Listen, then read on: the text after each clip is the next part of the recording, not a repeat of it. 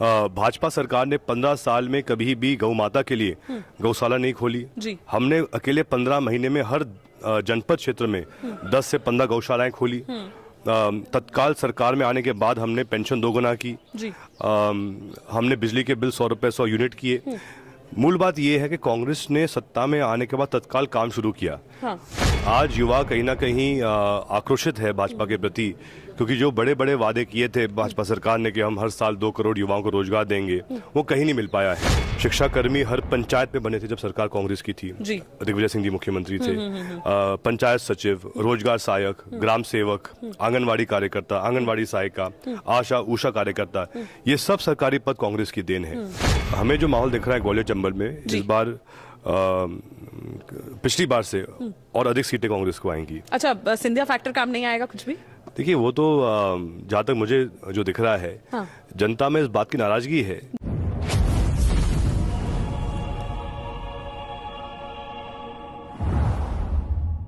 नमस्कार, मैं हूं साक्षी राय और आप देख रहे हैं खरी बात न्यूज। और हमारे साथ अभी फिलहाल में मौजूद हैं आमने सामने में जयवर्धन सिंह जी, पूर्व मंत्री और फिलहाल में राघवगढ़ के विधायक। बहुत बहुत स्वागत है खरी बात न्यूज में आपका। और बाबा साहब कहकर बुलाती है आपकी जनता आपको, तो बाबा साहब हम भी कहेंगे कि कैसा लग रहा है? अब चुनाव बिल्कुल सामने आ गया है, तो कैसी तैयारियां चल रही हैं?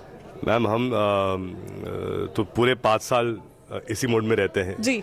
लगातार जनता के बीच रहना, उनकी लगातार सुनवाई करना, उनके हर एक आदेश पर हम खरे उतरें, उनकी जो उम्मीदें रहती हैं हमसे, उन उम्मीदों को हम पूरा करें, ये हमारा पूरे 5 साल प्रयास रहता है। ऑफ कोर्स चुनाव के समय तो थोड़ा और ज्यादा रहता है, लोगों में जोश आ जाता है, एक प्रकार का त्योहार बन जाता है, फेस्टिवल बन जाता है। और हमें पूरा विश्वास है, जो हम माहौल देख रहे हैं इस बार, कि प्रचंड बहुमत से हमको इस बार जीत प्राप्त होगी। मतलब पूरे मध्य प्रदेश में आपको लग रहा है कि प्रचंड बहुमत आएगी? अच्छा, राघवगढ़ की जनता के बीच में आप जा रहे होंगे, मुख्य कुछ मुद्दे समझ में आ रहे होंगे अभी भी आपको, जो कुछ काम रह गए हैं या आपको लगता है प्रमुखता से कराने होंगे, ऐसे क्या काम है? मैम, असल में विकास की कोई सीमा नहीं होती। जी बिल्कुल। अब उदाहरण के लिए इस पूरे संभाग में अगर हम देखें तो सबसे अधिक औद्योगिक केंद्र रावगढ़ में है। गेल, NFL, IOC bottling plant, JP university जैसे शैक्षिक संस्था यहाँ पे हैं, अनेकों हमारे पास बहुत उत्कृष्ट स्कूल यहाँ पे हैं, कॉलेजेस हैं। लेकिन उसके बावजूद आज भी अगर सबसे बड़ी चुनौती हमारे सामने है तो बेरोजगारी की है। आज युवा कहीं ना कहीं आक्रोशित है भाजपा के प्रति, क्योंकि जो बड़े बड़े वादे किए थे भाजपा सरकार ने कि हम हर साल 2 करोड़ युवाओं को रोजगार देंगे, वो कहीं नहीं मिल पाया है। यहाँ तक कि 2023 में भी शिवराज सिंह चौहान जी ने कहा था कि वो 1 लाख युवाओं को सरकारी नौकरी देंगे, लेकिन वो तो 5,000 भी नहीं दे पाए हैं युवाओं को सरकारी नौकरी। तो ये वास्तविकता है। अच्छा, क्या माना जाए अगर कमलनाथ जी की सरकार आती है, आप लोग आते हैं, तो किस प्रकार से रोजगार की उपलब्ध होगा? मैम, आज दिन तक जो भी सरकारी पद हमारे पंचायतों में है, गाँव में है, वो सब देन कांग्रेस की है। शिक्षा कर्मी हर पंचायत में बने थे जब सरकार कांग्रेस की थी। दिग्विजय सिंह जी मुख्यमंत्री थे। पंचायत सचिव, रोजगार सहायक, ग्राम सेवक, आंगनवाड़ी कार्यकर्ता, आंगनवाड़ी सहायिका, आशा उषा कार्यकर्ता, ये सब सरकारी पद कांग्रेस की देन है। लेकिन भाजपा सरकार ने एक भी नया सरकारी पद नहीं दिया है हमारे युवाओं को पंचायतों में, गाँव में।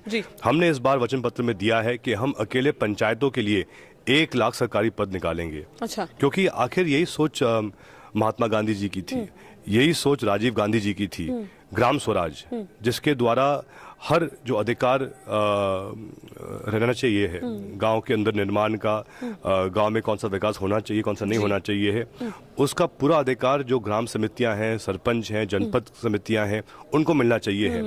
वही अधिकार भाजपा ने छीना है इन लोगों से और पूरा केंद्रित कर दिया है भोपाल में। इसीलिए आज अगर हम देखें तो ग्राउंड पर आज बहुत नाराजगी है भाजपा के प्रति। जयवर्धन जी, आप इसी 5 साल में मंत्री भी रहे, आपने 15 महीने वो मंत्री के देखे, क्या डिफरेंस लगा आपको उन 15 महीनों में और ये 3.5 साल में? मैम, सबसे बड़ा अंतर ये था कि उन 15 महीनों में हमने वो काम करके दिखाया था जो भाजपा के लोग 15 साल में नहीं कर पाए थे। हमने शुरुआत की थी कर्ज माफी की।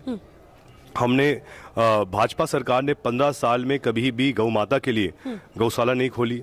हमने अकेले 15 महीने में हर जनपद क्षेत्र में 10 से 15 गौशालाएं खोली। तत्काल सरकार में आने के बाद हमने पेंशन दोगुना की। हमने बिजली के बिल 100 रुपए 100 यूनिट किए। मूल बात यह है कि कांग्रेस ने सत्ता में आने के बाद तत्काल काम शुरू किया। और भाजपा में क्या होता है कि वो 3 साल तो उन्होंने मौज की, कोई काम नहीं किया, खुद माला माल हो गए। हाँ। लेकिन चुनाव के 3 महीने पहले लाडली बहना याद आ गई। अच्छा, 1000 रुपए हर माता बहन को देंगे।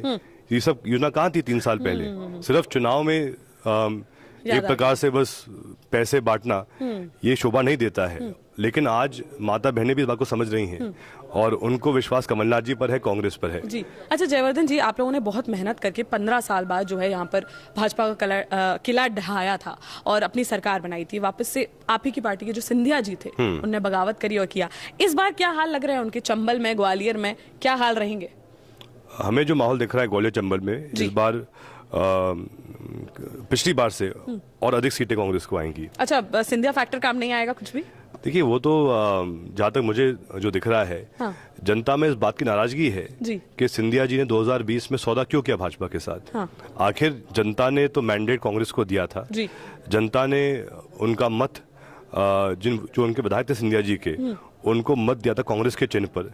लेकिन उनके विधायक और मंत्रियों ने सिंधिया जी के कहने पर जनता के मत का अपमान किया। बीच कार्यकाल में उनने इस्तीफा देकर पार्टी बदली। ये बिल्कुल खिलाफ है लोकतंत्र के। और इसीलिए मुझे इस बार जो माहौल दिख रहा है, जनता चाहती है एक संदेश जाए पूरे मध्य प्रदेश और देश में। जो लोग सोचते हैं कि सौदे के आधार पर वो राज कर सकते हैं, उनको जनता इस बार अच्छा सबक सिखाएगी। बिल्कुल। टिकट वितरण जो हुए हैं उसके बाद अब क्या स्थिति समझ में आ रही है दोनों ही पार्टीज की? टिकट वितरण में मैंने तो स्वयं कमलनाथ जी का बयान सुना था, जब उन्होंने कहा कि 4000 प्रत्याशी थे। हाँ। दावेदार थे 4000। और सीट थी 230। तो सिर्फ 5% को तो ही दे सकते थे। मतलब कि 95% लोग जिनको आशा थी, हाँ। उनकी शायद उम्मीद पूरी नहीं हो पाई।